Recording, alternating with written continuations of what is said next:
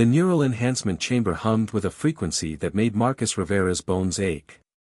Strapped to the examination table, he watched the lead scientist, Dr. Helena Voss, adjust the electromagnetic field modulators with clinical precision. The Terran Coalition's experimental facility on Europa had been his home for 3 months now, ever since they discovered his anomalous brain structure during routine military screening. Subject exhibits unprecedented synaptic plasticity, Dr. Voss dictated to her recording device. Temporal lobe modifications suggest potential for advanced linguistic processing beyond baseline human parameters. Marcus had learned not to respond during these sessions. The scientists preferred their subjects docile, compliant. Speaking out of turn earned him reduced meal rations and extended isolation periods. He'd made that mistake only once. The door hissed open, admitting Queen Lydia Blackwood of the Martian territories, her 7-year-old daughter Princess Emma trailing behind. The Queen's visit wasn't unusual. The Coalition's backers often toured their facilities, but something about the child's posture caught Marcus's attention.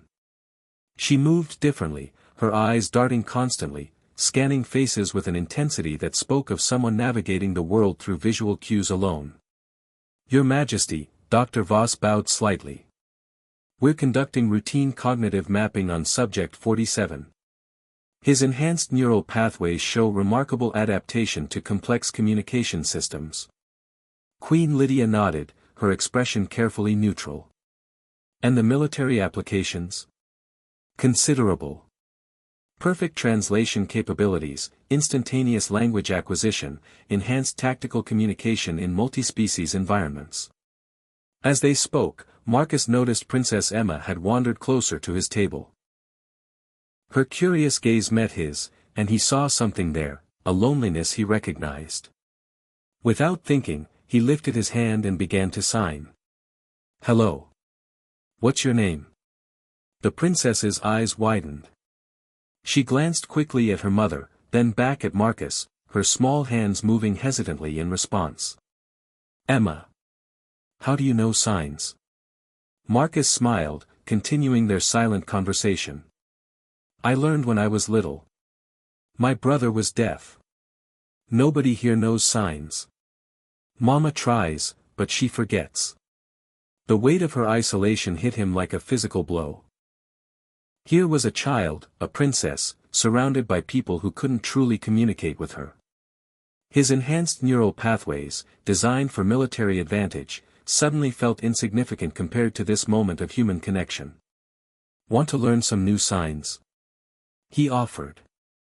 Emma nodded eagerly, and Marcus began teaching her variations he'd picked up from different colonies, lunar sign language, Martian adaptations, even some Europan modifications he'd developed himself.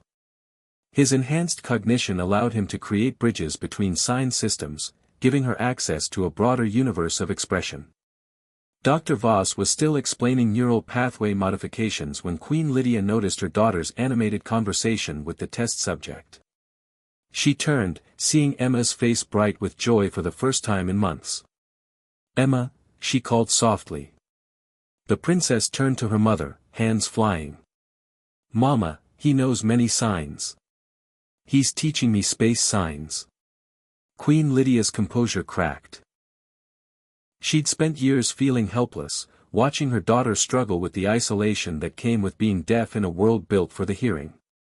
Now, seeing Emma's uninhibited joy, tears began streaming down her face. "Stop the procedure," she commanded. "Your Majesty." Dr. Voss looked confused. "We're not finished with the cognitive mapping." "I said stop." The Queen's voice carried the authority of worlds.